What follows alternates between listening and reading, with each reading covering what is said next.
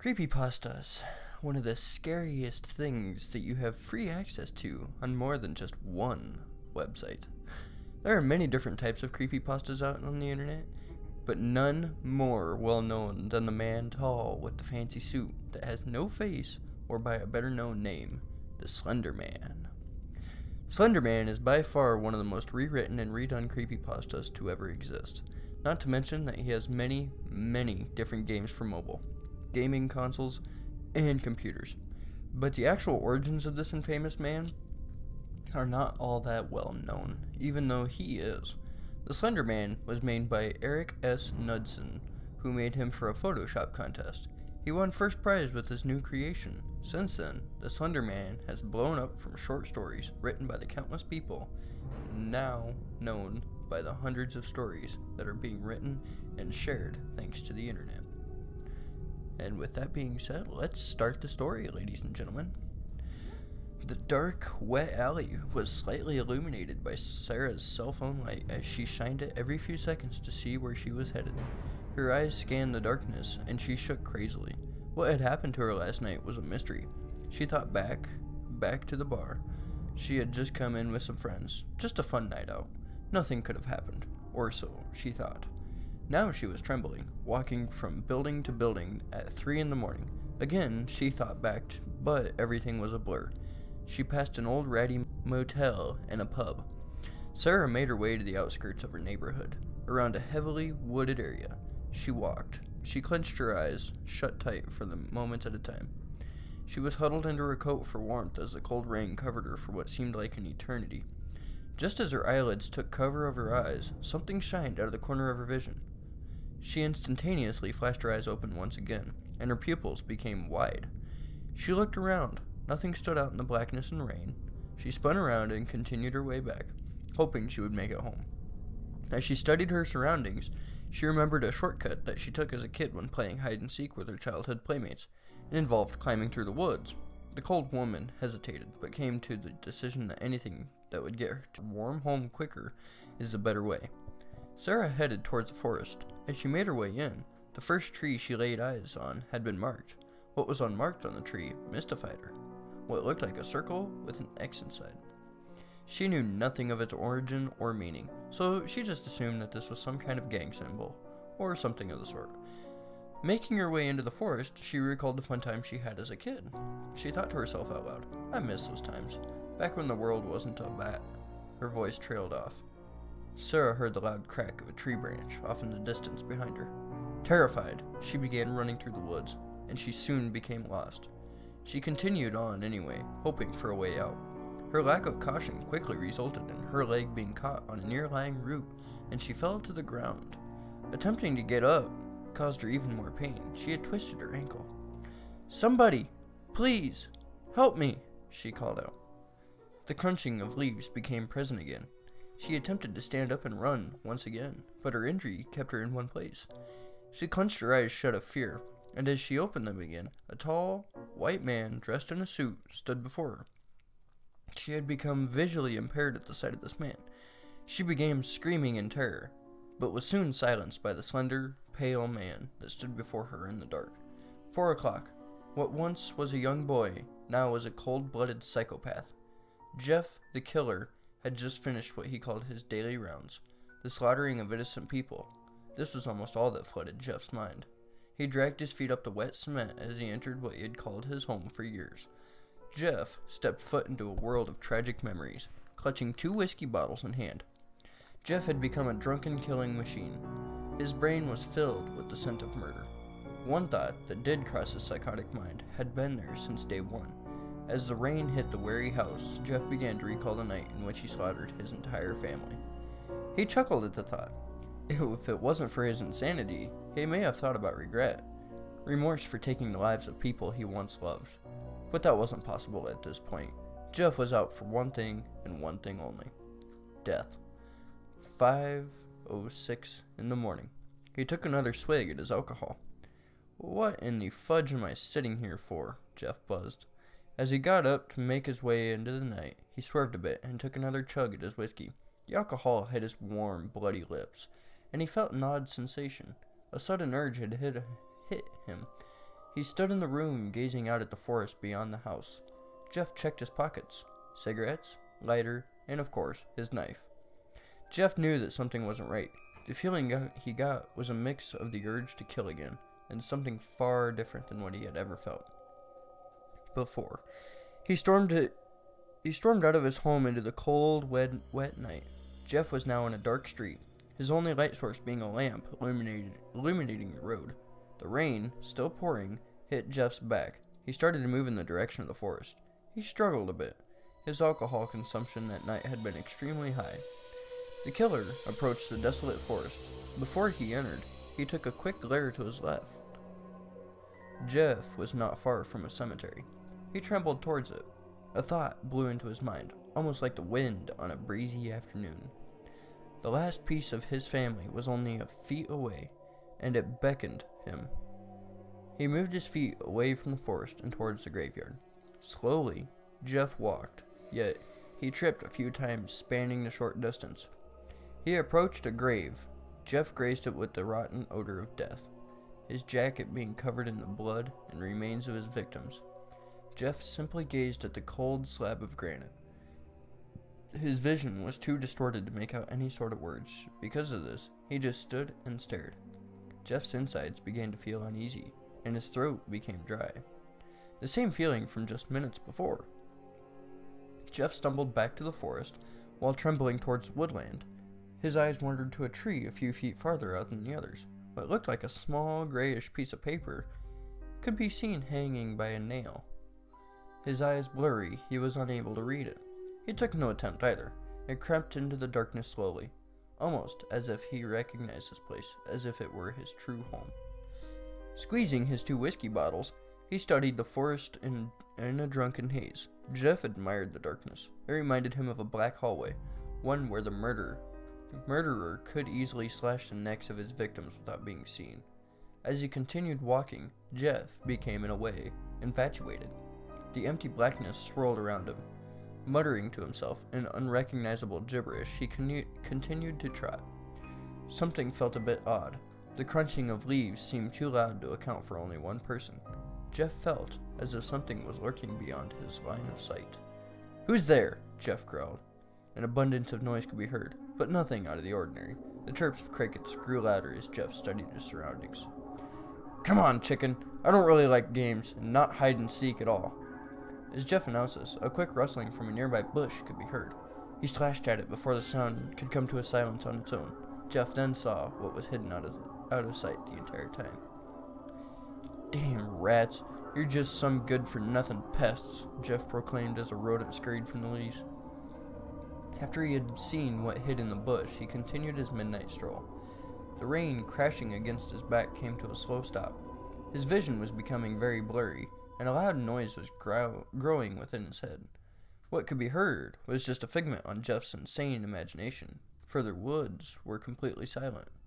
He tampered around, dragging his feet and cursing at the almost unbearable noise. Nothing like it had pierced his ears with such discontent before. The noise that drowned Jeff slowly became absent. From the pain, Jeff fell to a tree. Both bottles that were once clenched into his hands fell towards the ground. One crashed against the bark and shattered everywhere. The crack of glass had viciously dragged Jeff back into consciousness, and his eyes readjusted to the darkness once more. The blurriness was magnified as Jeff saw a white, oval-like object hovering above him. His eyes quickly focused from shock, but what had been in front of him a few seconds ago was nowhere to be found. What in the fudge was that? Jeff chuckled at his own remark. Was his mind playing tricks on him? Now I know that ain't no damn rats. He hastily came to the conclusion that something had to be lurking in the darkness following him from a distance. "That's it! I'm done playing games. Where the fudge are you, you bastard?" Jeff screamed to the top of his lungs in hope of some kind of response. He was answered abruptly. As he started to walk again, he felt the slightest tingle on his neck. "That's not the damn air, fudger! Get the hell out of the bushes before I decide to fudge you up!" Jeff felt wild at this point. Nothing about this place was right, but he was enjoying every minute of it. Swiftly, he pulled his shining blade from his coat pocket and began slashing it at the trees in the darkness. "Come out! Come out!" he cried out. No hiding now. I'll cut every last chip of bark to slit your throat. Jeff pointed his knife towards a tall, thin tree protruding from the left of his vision and stabbed. He was astonished to see that on direct contact, the tree, or what he thought was a tree, faded away into the darkness in a matter of milliseconds. Not knowing what to do, he glanced quickly towards his right and stabbed at the black of night. He peered out into the wood and saw not what he had expected. What stood before the psychotic boy was an extremely tall, thin man dressed in a clean, black suit. This was all that Jeff could make out at the time. The rain caused Jeff's sight to become immensely distorted. Jeff's eyes had cleared again, and he quickly began to observe the man. He was emaciated, his face pale, almost pure white in color. As Jeff studied the face, he soon came to notice the lack of facial features on this man. This thing's face was completely empty. No eyes, nose, or mouth. Just a white, blank head. This made Jeff feel a bit uneasy, and he soon broke out into a laugh. Although astounded, Jeff soon addressed the figure before him. "So, you were the bastard chasing me through the woods, huh?" Jeff stared at the blankness once more. "You know, I don't know what the fudge you are, but you kind of remind me of myself. You got the nice white face, but all you're missing is a smile." Jeff began laughing uncontrollably at his own notion, yet he was stopped. Jeff's ears were assaulted by static, and he fell to the ground. He was shrouded in complete darkness, and as he clenched his ears for mercy, the figure Jeff earlier questioned was now causing Jeff extreme pain, while the place where his eyes should have been staring directly into Jeff's. At that point, Jeff snapped. He broke free of the pain, drew his knife once more, and began slashing. Each one of his moves were futile, as the man moved around in no time at all, almost as if he were teleporting from place to place to avoid the attacks. The tall man began to fight back. Jeff had just now begun to notice the tendrils hanging from the back of his attacker. They grabbed at Jeff, and his response was to swing his knife at each that came near him. Jeff managed to slice what seemed to be an arm. In almost an instant, the limb quickly grew back into place. What had just happened astonished Jeff. He felt almost as if the man was a tall tree, and his tendrils simply branches. Jeff fled from the forest, knowing that there was no way he would be able to fight whatever his adversary truly was, in what seemed to be his home territory. Jeff rushed from his attacker and found himself at the same place where he had entered. To the right of him lay the cemetery. Open space. As he ran past the trees, he noticed one that lay away from the others. The same tree from before. He ran to it out of instinct and read the note he had seen from a distance before. "Do not enter these woods at night. A tall man has been spotted in the area recently. Some call him the Slender Man. Beware and enter at your own risk." Whatever the being that had stalked him in the woods before was referred to as Slender Man. The name fit perfect with the description of the tall, white figure. Jeff hurried towards the graveyard where he waited for his foe, wielding a sharp, bloody knife. Jeff's wish had been granted as the Slender Man approached from the woods. It seemed as if it was hesitant to leave its home court. Despite its hesitance, it left the area anyway, and quickly rushed towards Jeff. The psychopath's instincts started to come back, and he jumped towards the tall man. Jeff was quickly grabbed by his enemy and thrown against a nearby tree. Jeff proceeded to swing again at the tendrils that had grabbed him. He was able to slash at one of Slender Man's main arms. Blood oozed from the deep cut. The white figure showed no emotions and began snatching at Jeff once again. As he continued to smash Jeff against trees and slabs of rock, Jeff's knife slipped from his grip and fell to the ground with Jeff. Colliding with the ground, Jeff's knife slid into his own stomach in a matter of seconds.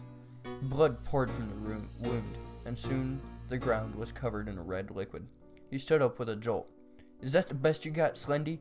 I've taken worse beatings from my father's belt than your weak twig arms."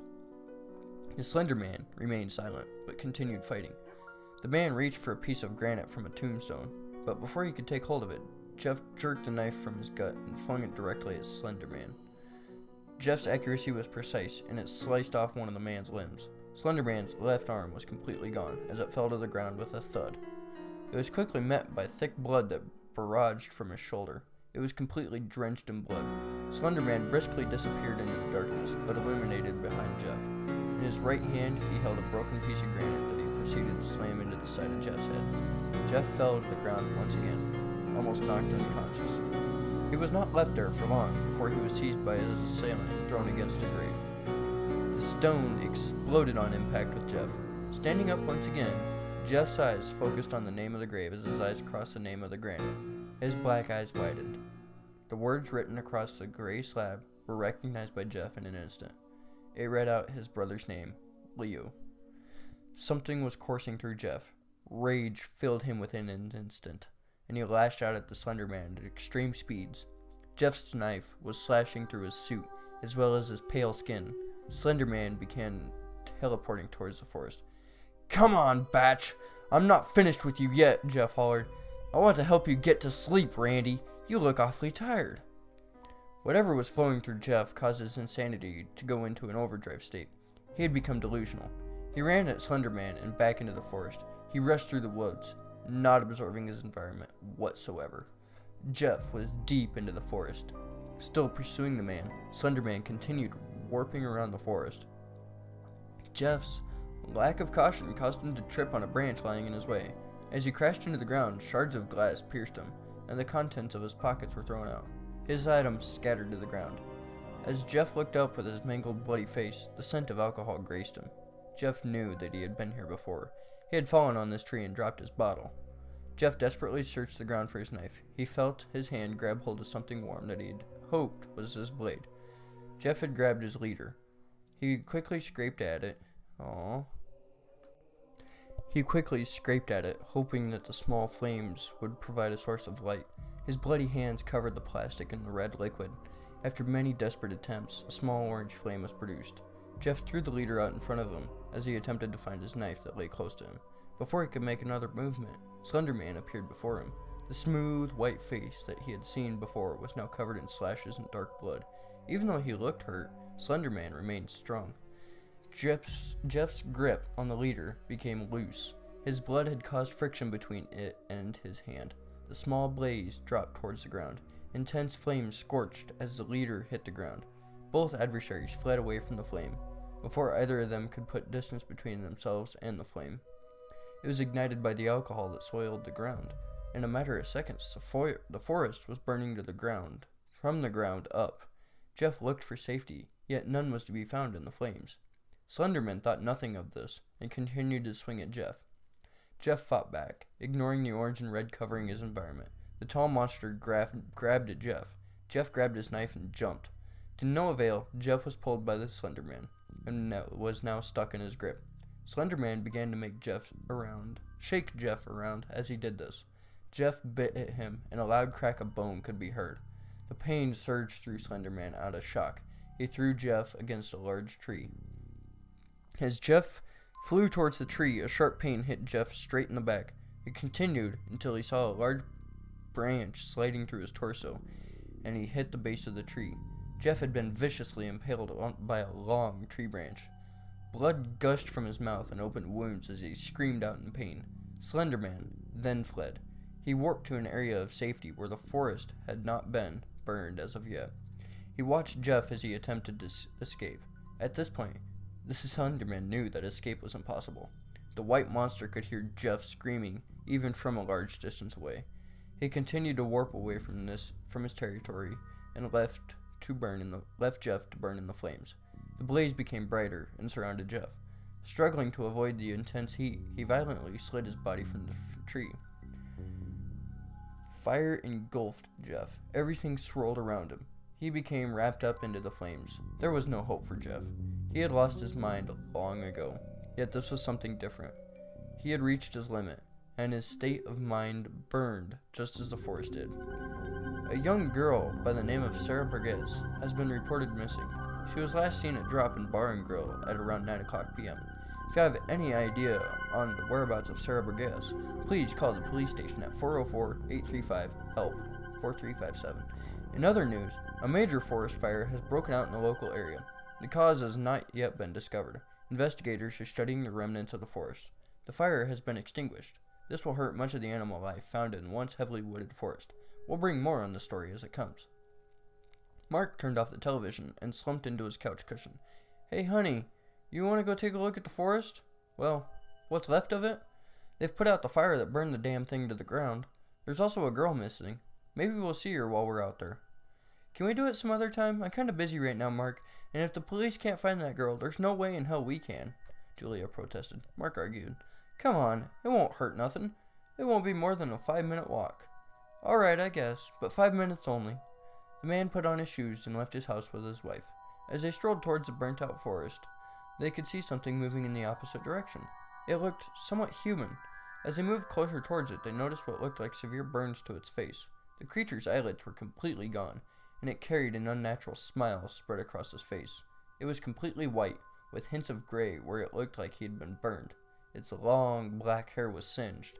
They came closer towards it. Mark shouted, Hey, buddy, do you need some help? Mark bellowed. Mark, stop. We don't even know who he is. He could be a fudging killer for all we know, Julia whispered, frightened. The man moved swiftly towards the couple. As he approached them, he drew a thick blade covered in a red liquid. I don't, but I can tell you, you need some help to sleep. Jeff slashed the knife across the man's neck and he fell to the ground. His wife began to scream loudly. She was unable to continue as she was next. She was stabbed directly in the heart with the knife. You don't need to worry about me. Just go to sleep. And that is all.